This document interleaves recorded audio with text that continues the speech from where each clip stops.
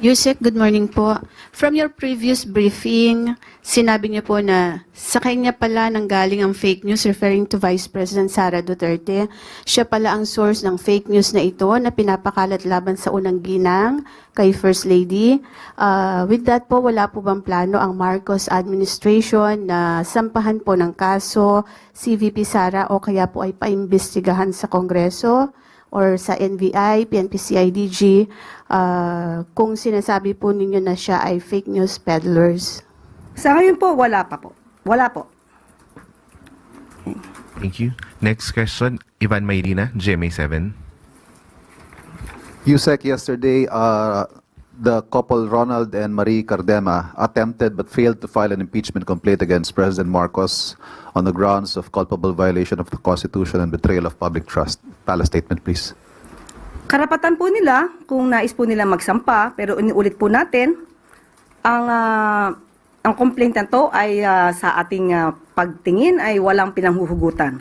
Uulitin ulit natin, ang Pangulo at ang administrasyon ay gumaganap lamang ng kanilang katungkulan at ang batas ay pinapairal, pati na po ang kanilang commitment sa Interpol. Kung mayroon mang sariling interes patungkol dito, na naisin pa ba nila na hindi sundin ang batas, hindi ipagpatuloy ang commitment or talikuran ng commitment sa Interpol para sa mga taong inaakusahan ng crimes against humanity. So muli, maliban po sa ginagawa po ng Duterte Youth Party List patungkol po dito, mas maganda rin po bilang mambabatas, makagawa sila ng mas maraming batas. Follow-up question, Ivan Mayrina. Eleksyon na po sa Lunes, Yusek. Ultimately, ang impeachment po ay numbers game. Have you spoken to the President about this impeachment complaint? And does he remain confident that he will continue to have the numbers to keep him safe from an impeachment for the rest of his term? Sa ngayon po ay hindi pa po nababasa ng buo ang sinasabing impeachment at wala pa po tayo masasabi patungkol po dyan. Pero muli inuulit natin kung ano man po ang ginagawa ng Pangulo at ng administrasyon, yan po lahat ay base sa batas. Next question, Christian Yusores, Radyo 630. Good morning, Yusek. I understand, ma'am, na nag-iimbestiga na ang luwa doon sa mga reklamo sa Prime Water. Pero yung grupong bayan muna kahapon po ay naghain ng complaint laban sa kumpanya. May request din po sila na ipakansela na yung lahat ng joint venture agreement ng Prime Water sa mga local water districts. Iko-consider po ba ito ng palasyo o iuutos sa LOA? Ngayon po, nagsasagawa po ng investigasyon ng luwa. At anytime soon po, maaari pong magbigay ng mensahe patungkol po dito. At kung meron pa pong mga tao na nagrereklamo, may mga ahensya, may mga government agencies na umaayon sa ginagawa po ng Pangulo patungkol po sa pag-iimbestiga, particularly sa Prime Water.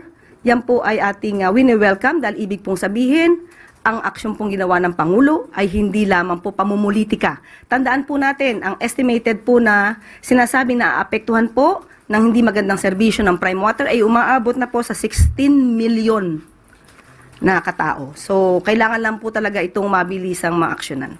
One follow-up lang po. Yung sa panawagan po nila na ipakansela lahat ng JVA ng Prime Water sa mga local water districts, open po ba dito ang palasyo? Unang-una po, ang Pangulo at ang administrasyon ay naniniwala po sa due process.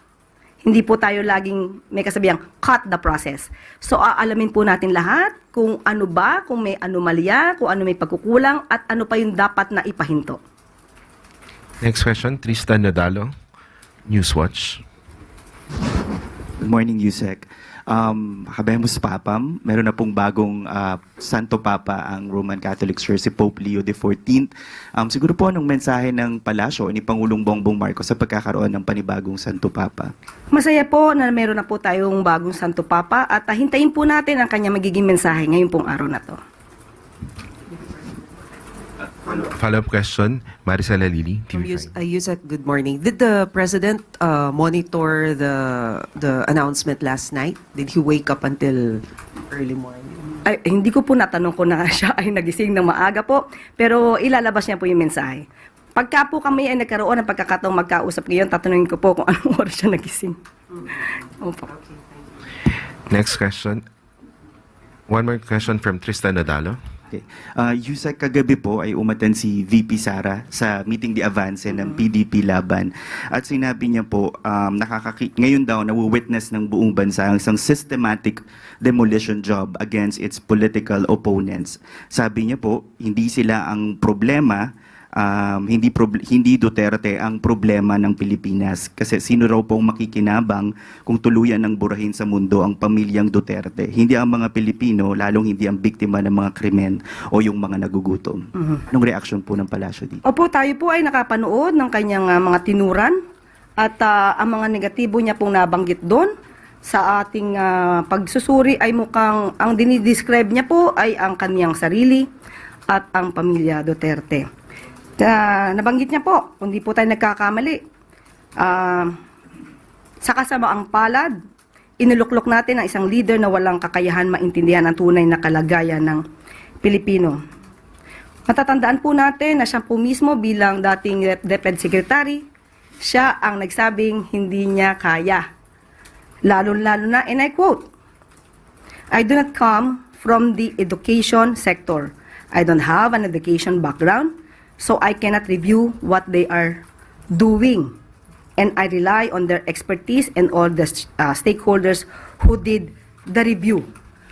So, at the time, makikita natin kung paano nga ba napabayaan ang education sector dahil 1.5 million DepEd laptops items stuck in warehouses since 2020 at hindi pa niya ito nagawa ng paraan bilang namumuno sa DepEd noon at si Secretary Angara pa ang siyang nagsosolve ng problemang ito. Nandun din po ang issue ng panis na gatas, inaamag na Nutriban sa mga public school at ito po ay nagkakahalaga ng 5.7 billion na hindi po napakinabangan ng mga estudyante. At meron din pong nabisto o agarang nasolusyonan ni Education Secretary Sani Angara patungkol po doon sa ghost students na may halaga pong na-recover na 65 million. Kaya po tayo umaayon sa sinabi niyang pinagbabayaran natin ngayon ang pagpili ng maling leader. So, hindi po ba siya ang problema ng bansa or isa sa mga problema ng bansa? Next question, Kenneth Pasyente, PTV. Good morning, ma'am. How does the Malacanang view po the 5.4% GDP growth in the first quarter of 2025? Ma'am, is this in line with the administration's targets for this year? Okay. Maganda pong balita yan dahil po yung GDP po ay nagpapakita po ng progreso at natutuwa po ang ating Pangulo, lalong-lalo na po, of course, ang administrasyon dahil nakikita na po at nababanaag, nagmamanifest na po ang mga pagsisikap ng ating mga opisyales para po mapaangat po talaga ang ekonomiya ng bansa. Ma'am, follow up lang po. Ano po yung plano ng pamahalaan para magpatuloy po yung ganitong trend at or mapabilis pa po or mapaangat pa yung GDP growth? Lalong pagbutihan ang trabaho, lalong maging concern sa mga pangangailangan ng taong bayan. Next question, Raquel Bayan, Radyo Pilipinas. Ma'am, balikan ko lang po yung sa Okta research sa self-rated poverty. How confident are we that we can sustain this momentum, especially po ang target po natin mapalawak pa yung 20 pesos per kilo na bigas? Opo, maganda pong balita po dahil nga from 50%, naging 42% na lamang po. Ibig sabihin, nararamdaman na rin po ng mga taong target po ng mga programa ng Pangulo patungkol po dito sa kagutuman. Nararamdaman naman po nila ang pag-angat, ang improvement. At sisikapin po ng ating Pangulo at ng administrasyon na lalo pang mapalawig ang mga programang ito para po mas lalo maiangat ang buhay po ng ating mga kababayan. Thank you, Yusek. At meron pa po tayong good news. Okay? At patungkol na rin po sa nalalapit na eleksyon, patuloy ang pakikipag-ugnayan ng election watchdogs sa COMELEC para sa eleksyon sa Lunes. Para sa hangaring malinis at tapat na halalan, nagsama-sama ang lahat ng election watchdogs mula sa mga pribadong organisasyon, simbahan, kabataan at iba pang sektor. Sa kanilang mahigpit na pagbabantay, matitiyak na ang bawat boto ay mabibilang ng tama at ang bawat boses ng mamamayan ay maririnig. At sinisiguro rin ng PNP na 100% na silang ready para sa 2025 national and local elections. Ayon kay PNP Chief Romel Marbil, ang sabi po niya, "Let this be clear, our commitment is to serve the Filipino people, not politicians. Our duty is to protect the law and the sanctity of the vote."